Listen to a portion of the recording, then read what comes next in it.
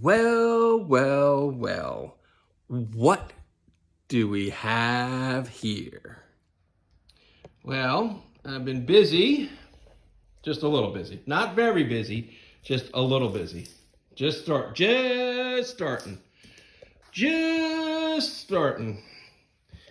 Getting things all figured out and reconnoitered and cut and sized and dressed and where'd that egg carton come from?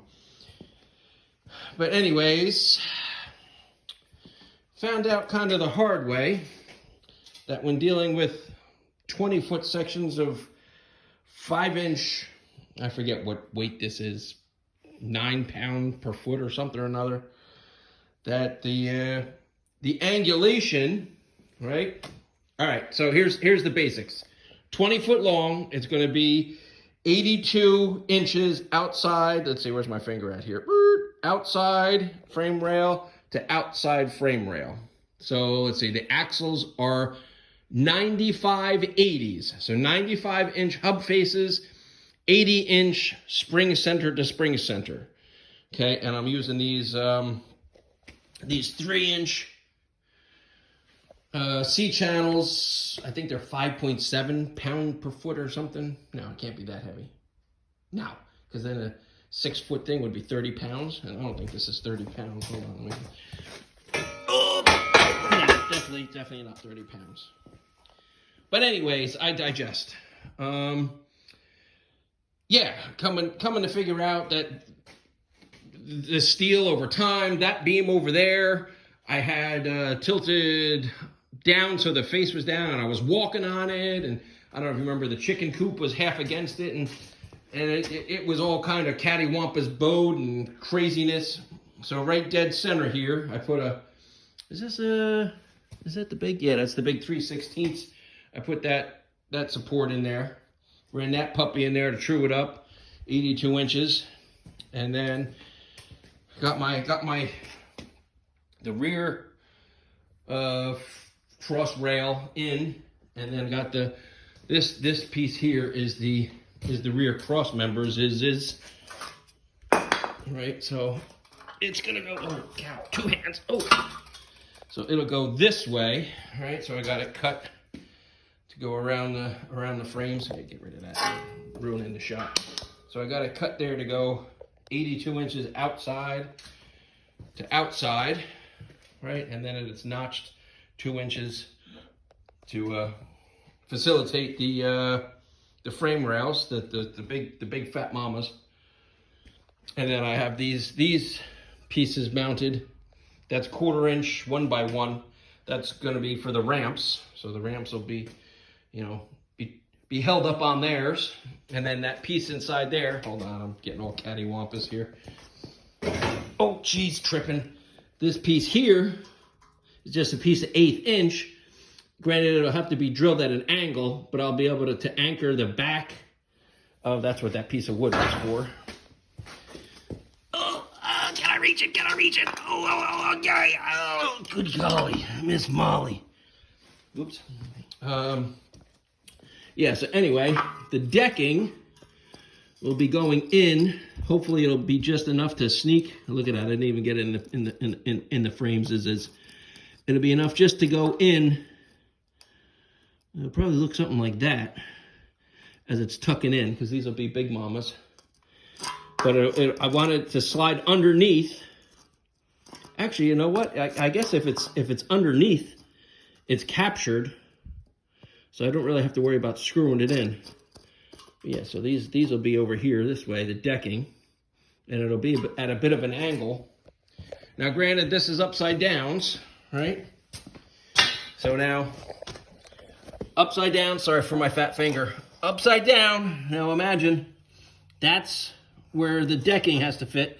Because if you notice, the steel is concave, top and bottom. So I had to mount the 3-inch pieces in a manner where it was on the flat part, and I just couldn't, and this is only 1.5 inches thick.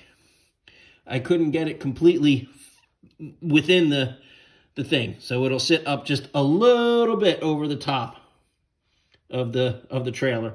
And this last piece I don't have a piece long enough, but it'll just bow just a little bit. It'll bow just a little bit down to get underneath the that piece that I just showed you. But yeah, anyways, so this piece went in pretty good, this cross member. So I'm putting this one in here, right? And I'm measuring outside to outside, and it's like 82 1/4. I'm like, for the love of Pete and everything holy. So I gotta come up with this rigmarole, a big fat ratchet strap with some axle straps, and did I say? Yeah, I said ratchet straps. And then squeeze it together so I can have the look at me, I can't even talk. The piece fit within tolerances to weld in there. Where'd I put that tape measure? So yeah, anyway, 20 foot long. Now hold on to your socks. I'm thinking 3, count it, 3 axles is.